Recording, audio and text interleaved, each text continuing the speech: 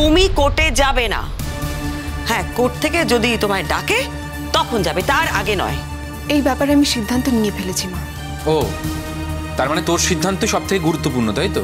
মানে আমাদের সিদ্ধান্তের কোনো দাম নেই তোর কাছে? তুই তো একা থাকিস না দিঠি, এই পরিবারে আমরা তোর সাথে থাকি। আমার সিদ্ধান্তের তো একটা মূল্য আছে। মা তোর জন্য কম স্যাক্রিফাইস করেনি। এই বাড়িতে থেকে তুই পড়াশোনা করেছিস, বড় হয়ে উঠেছিস।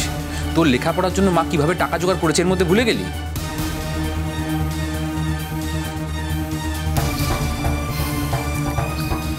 শোন ছোট্ট ভাই, আমার সব মনে আছে। এখন তোদের যদি মনে হয় যে এই বাড়িতে থেকে আমি এই কাজগুলো করতে পারবো না, আমায় জানিয়ে দিস, আমি চলে যাব।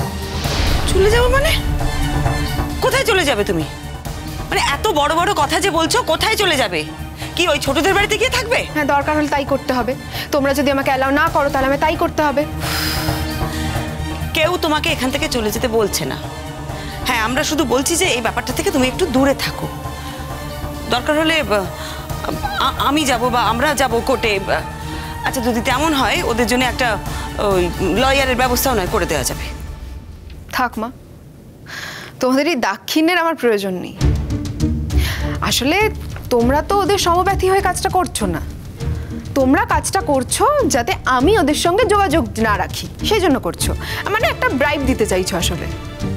আর আমি তোমাদেরকে অ্যাপ্রোচও করিনি, কিন্তু রোহিত আঙ্কেলকে বললে হয়তো রোহিত আঙ্কেলই হেল্প করে দিতে পারতো আমাকে। না, তুমি তো রোহিত আঙ্কেলকে কিছু বলতে বাকি রাখোনি। তুমি তো বলেছো ওনাকে যে ওই ছেলেটার জীবনটা যাতে উনি সেট করে দেন, বলনি? না, বলিনি তো। আমি বলেছি ছোটু যাতে অন্ধকার জগৎ থেকে আলোর জগতে আসতে পারে, সেইটুকু চেষ্টা করতে।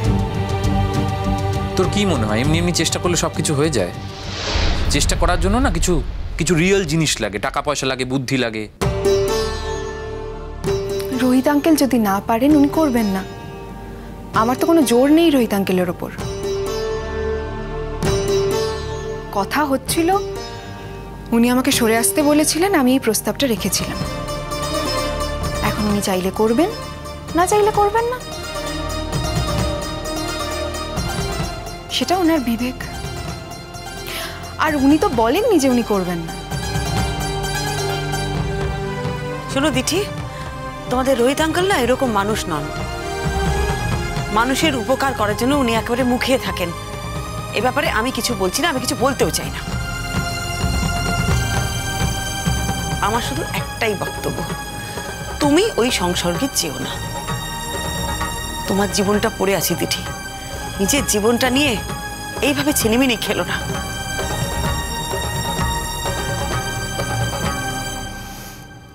আমার জীবনের দাম আমি জানি মা। সব থেকে বড় কথা, যখন আমাকে কিডন্যাপ করে নিয়ে যাওয়া হচ্ছিল, তখন আমি ভেবেছিলাম আমার হয়তো বেঁচে থাকারই আর কোনো সম্ভাবনা নেই।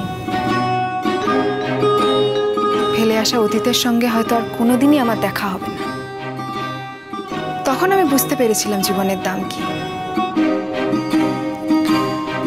তাই হয়তো এখন তোমাদের থেকে একটু বেশি আমি বুঝি জীবনের দাম। আর জীবনের একটা অংশ আমি দেখি না। জীবনটা একটা কয়েনের মতো, তার এপিঠ ওপিঠ দুটো পিঠ আছে। আর সেই দুটো পিঠই এখন আমি দেখতে শিখেছি। এটা শেখার জন্য আমি ঈশ্বরের কাছে সারা জীবন কৃতজ্ঞ থাকব। আমি এখন শুধু আর আমার কথা ভাবি না, আমার উল্টো দিকে যে মানুষটা আছে আমি তার কথাও ভাবতে শিখেছি। আমার জীবনে এই দুর্যোগটা না এলে হয়তো সেটা আমি কোনোদিন ভাবতে পারতাম না। মা, ছেড়ে দাও, ওর সাথে কথা বলে কোনো লাভ নেই। সেটাই দেখছি, সব কিছুর ঊর্ধ্বে উঠে গেছে একেবারে। ডিঙ্কা, আমিও কিন্তু এত সহজে ছেড়ে দেবো না। আমি অনেক কষ্ট করেছি ওর জন্য, অনেক লড়াই করেছি। আমি এর শেষ দেখে তবে ছাড়বো। শোনো দিঠি, তোমার জন্য আমি যা করেছি আজ তার আমি দাম চাইছো? হ্যাঁ, যদি তোমার তাই মনে হয় তাই দাম চাইছি। এই পৃথিবীতে আমি নিজের ইচ্ছে আসিনি মা। তোমরা আমাকে মানুষ করেছো, এখন যদি সেটার জন্য তোমরা আমার কাছ থেকে দাম চাও তাহলে তো আমার কিছু বলার নেই।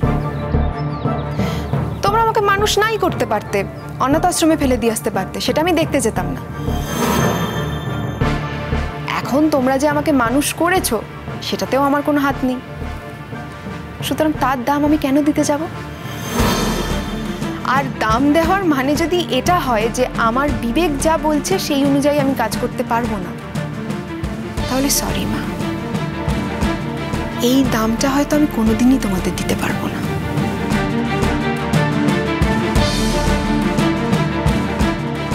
কি রে টিঙ্কা, কি হবে বলতো?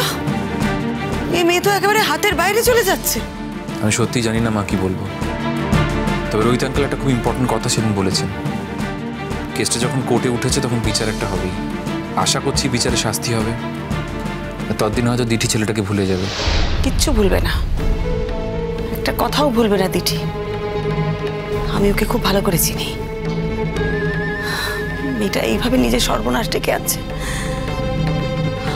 একবার যদি উপায় থাকতো না, আমি ছেলেটার সঙ্গে গিয়ে দেখা করতাম, ওকে জিজ্ঞেস করতাম কি করেছে আমার মেয়ে, কি করেছি আমরা যে আমার মেয়ের এত বড় সর্বনাশ করার জন্য একবারে উঠে পড়ে লেগেছে। আমি সত্যি জিজ্ঞেস করতাম কি করেছি।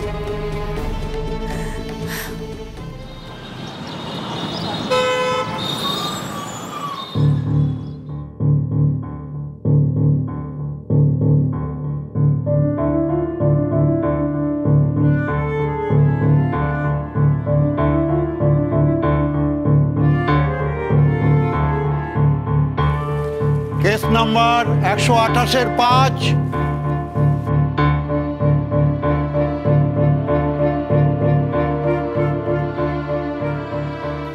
মাননীয় বিচারপতি, আমার কেস নাম্বার 128-5। আজ তার প্রথম বিচার শুরু।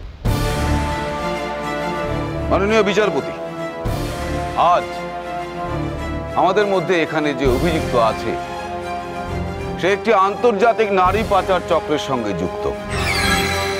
একটি মেয়েকে কিডন্যাপ করে বিদেশে পাচার করতে চেষ্টা করেছিল।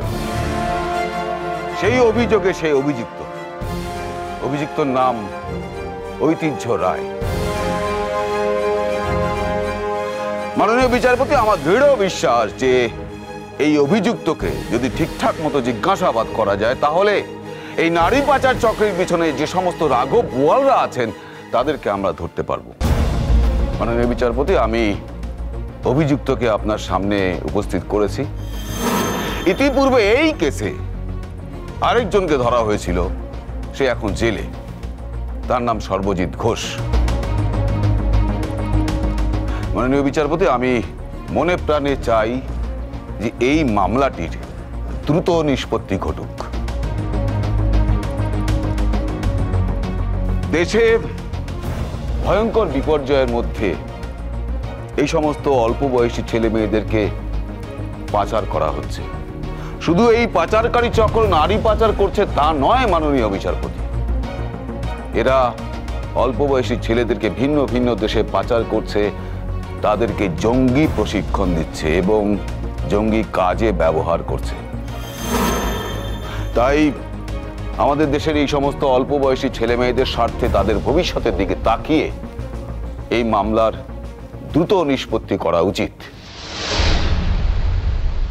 মাননীয় বিচারপতি, আপনি যদি অনুমতি দেন তাহলে আমি সাক্ষ্য গ্রহণের কাজ শুরু করতে পারি। অনুমতি দেওয়া হলো। ধন্যবাদ। এই বিচারে আমার প্রথম সাক্ষী ঐতিহ্য রায়ের মা শ্রীমতী মন্দিরা রায়। মন্দিরা রায় হাজির।